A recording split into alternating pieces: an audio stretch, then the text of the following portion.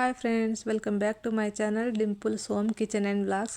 ఈరోజైతే నేను మీకు ఎంతో టేస్టీగా ఎంతో హెల్తీగా ఉండే పెసరపప్పు ఉల్లికాడల కూర చూపించబోతున్నాను. వచ్చండి. దీనికోసం అయితే నేను ముందుగా 1 గ్లాస్ పెసరపప్పు తీసుకొని మంచిగా కడిగి శుభ్రంగా ఉంచుకొని 10 మినిట్స్ పాటు నానబెట్టి తీసుకున్నాను. 10 మినిట్స్ తర్వాత నానిన ఈ పెసరపప్పును ఒక కుక్కర్లో తీసుకొని దీంట్లోని మనం చిటికెడు పసుపును అలాగే కొంచెం వాటర్ని పోసి మంచిగా ఉడికించుకోవాలి. ఈ పప్పు అనేది ఎంత బాగా ఉడికితే మనకు కూర అనేది అంత టేస్టీగా ఉంటుందండి.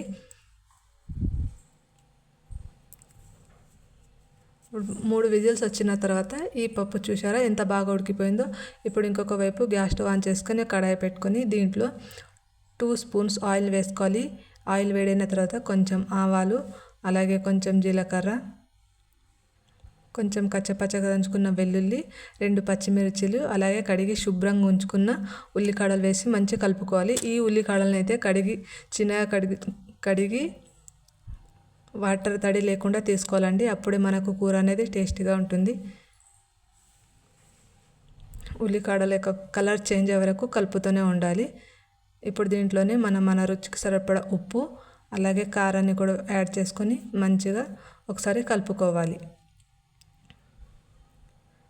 ఇదంతా కలుపుకొని మంచిగా దీని కలర్ చేంజ్ అయ్యి ఉల్లికాడల కారం పట్టిన తర్వాత మనం ముందుగా ఉడికించి పెట్టుకున్న ఈ పెసరపప్పును దీంట్లోనే యాడ్ చేసుకోవాలి.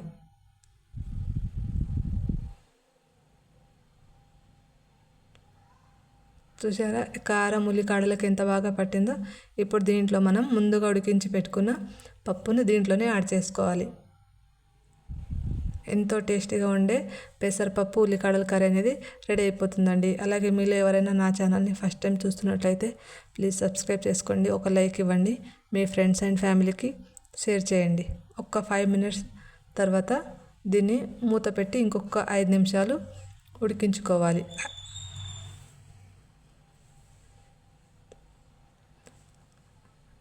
5 నిమిషాల తర్వాత మూత తీసి చూడాలి. ఎంతో టేస్టీగా ఉండే ఉల్లికాడల పప్పు అనేది రెడీ అయిపోతుంది. Thanks for watching my channel.